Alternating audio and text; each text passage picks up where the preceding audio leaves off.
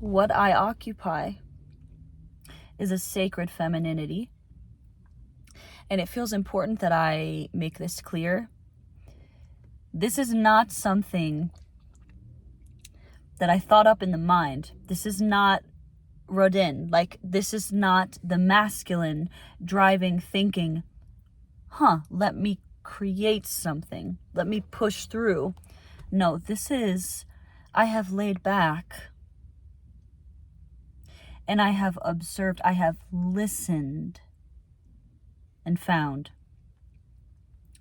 that the femininity I'm occupying, or that's occupying me, it's sacred.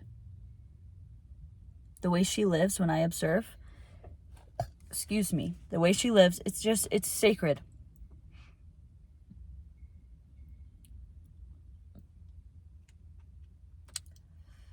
And there's a place for the masculine, of course. But there's a loyalty to the feminine that it goes above anything physical, above anything physical that I could do or physical that I could say. It goes above language. It is an internal experience. It is like this thread, this beating, pulsing, this thickening thread that I feel attached. Like the women in my life, I feel them. I feel attached to them. I'm not with them. I know them. Like, I know them. I am them. They are me. Like, it's like we're a part of something larger. Okay? And we at once are each individual vessel. It's like, yes, I'm being Isabella, which is a part of something larger, but at once I am also the larger thing. We share that. I'm very aware of what I share with other women and with other people in general. Very aware of what I share. I'm speaking on a level, and now I understand. I've crossed a threshold of some kind. I am speaking on a level that, like, there are levels in which the things I'm saying now, there are levels in which they hold no meaning. There is no meaning attached. It's so fascinating the way meaning works, because it's different depending on the level you're operating on. And I'm speaking from such a higher level.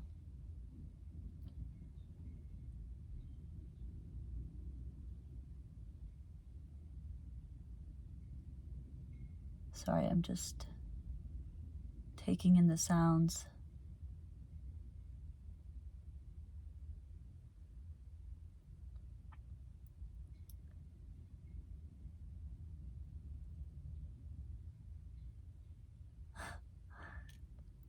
It's so interesting. Like the new game, whatever the new thing I'm experiencing. I wait for the mind to produce. So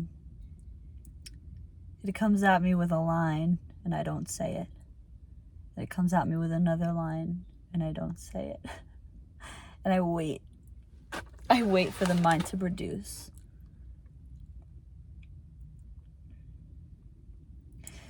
There's many thoughts that are coming forth right now, many ways in which I could take this, because I understand it is a teaching. Like, I am imparting a kind of wisdom gleaned from today, but really taken from my lived experience, taken from the sun. There's many ways I could take it, but I don't really desire to be in teaching mode right now. It's sometimes it goes beyond that. Like, yes, I do play that role.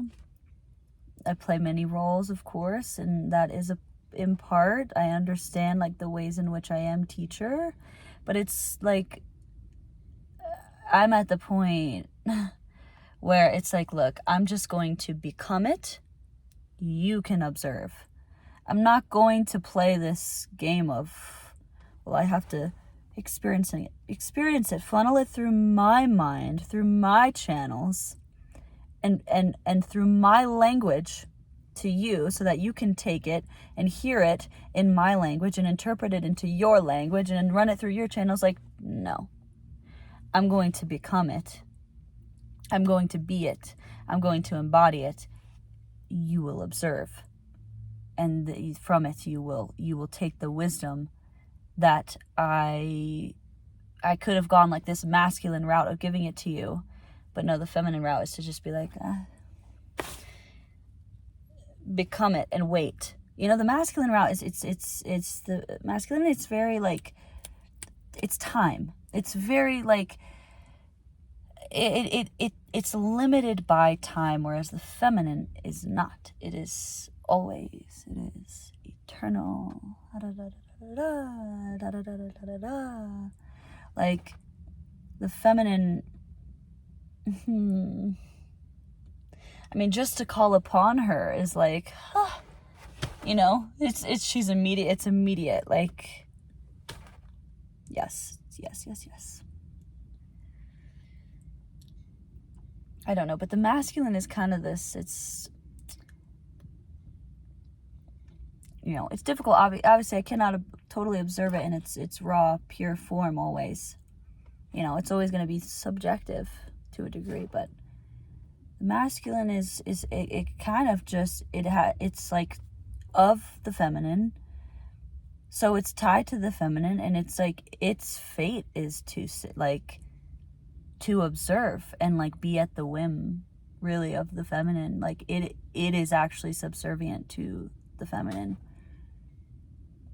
It's just like by nature of what it is. And I'm not, okay, understand, I'm not saying men and women here. That's a very different statement. I am saying the masculine and the feminine, the forces which are of us, which run through all of us, which run through everything. They have their own qualities. And I have both within me. Okay, I'm not saying, we're not talking about men and women. We're talking about the masculine and the feminine. See, here I am being a teacher again. Fuck all. I can't escape my fate. Teacher, mother. But these are all like masculine, which doesn't make them lesser. But I'm just saying they are masculine ways of understanding what I am. What I am is celestial. What I am is eternal. What I am is that. What I am is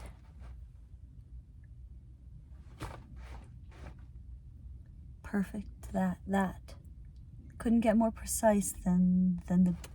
What I am is embodiment. It is the beingness. There's so much that I cannot put to words, and I know that I will spend my life doing it. Now here's the student. The student in me is coming out, because I do feel like a student of consciousness. I will spend my life attempting to use this human body and its faculties to render into a kind of discernible meaning, an accessible and discernible meaning and experience for people what I experience within.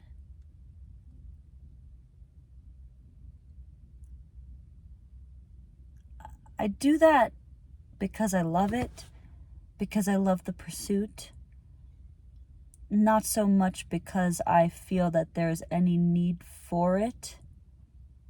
I do that because I love it. I do that because it's just what I am. It's so true to me, the search for meaning. I love it. I make myself small for it. I make myself big for it. I make myself an artist for it. And I mean, now I'm using words that I don't love what they mean on every level, because they're not true on every level. When I use the word I, it challenges me, because There are so many things that I mean. I wrote something, didn't I? I think, maybe I was at work. Hold on, because this is familiar. I remember I said something about I don't know if it would be on here or if it was on... Yes, it was on here. Okay. When I say I never mean all of me. I cannot possibly speak for all of me. I can only speak in divisions. I can only speak in divisions. By the time it's reached the mind and it's become language, it can only be in divisions. So when I say I, understand, I am only ever speaking for one part of me. I live in this, I don't know where this goes, all right? I live in this world, untouched by laughter. I am used and it is untrue. I am sinus pain settled into the jaw.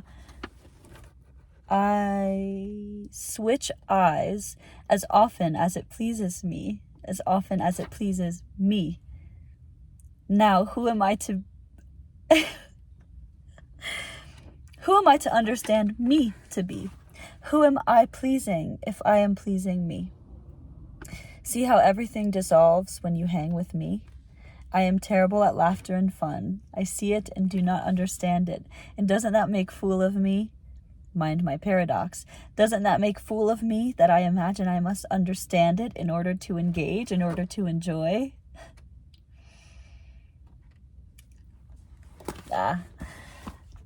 When we've reached tears, that is a good stopping point. I said this last night, like, when we're in feeling, we're right on the money. When we're in feeling, we're where we're meant to be. At least that's a human truth we can follow. It's not always true that you do touch some other realms where, like, there's a different vantage point at which to view human. And I go up there. Not only do they educate me, but I educate them. I say, look, I can detach all day, but I am pulled by this humanity. Like, just as the spiritual pulls at me, the flesh pulls at me too. Like, I experience both. So, it's always everybody's learning is what I'm saying. But of course we can go bigger than that and just be in the oneness, but let's focus.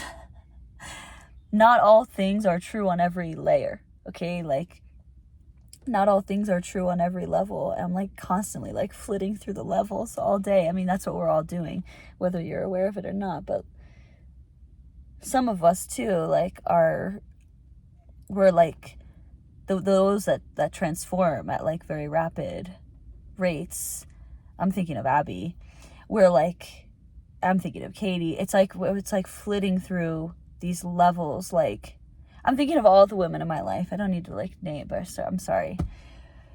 It's really just, it's a women thing, but we're flitting through layers, like states of being. And there's also this I feel strange to myself almost now to suggest that I have peered through the eyes of another, because I have not. I've only peered through Isabella's eyes, but this universe is so vast, and it's all this peering at and peering from and being peered at and peering through. Anyway,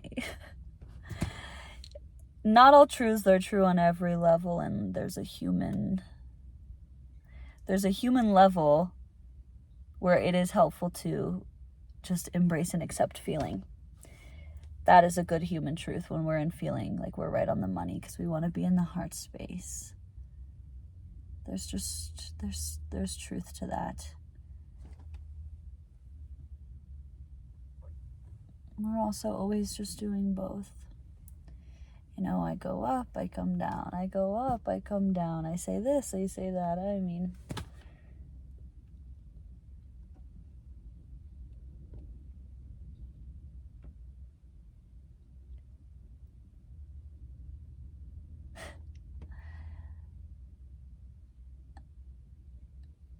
all of this said, you know, all of this certainty of self, I'm also equally a mystery to myself.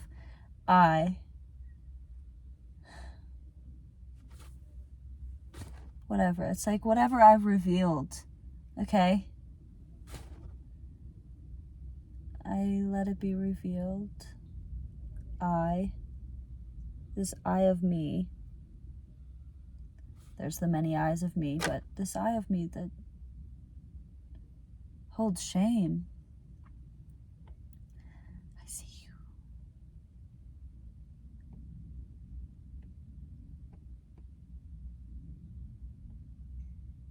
And you can let it go. Okay. Let's shut it down. Peace and love. Peace and love.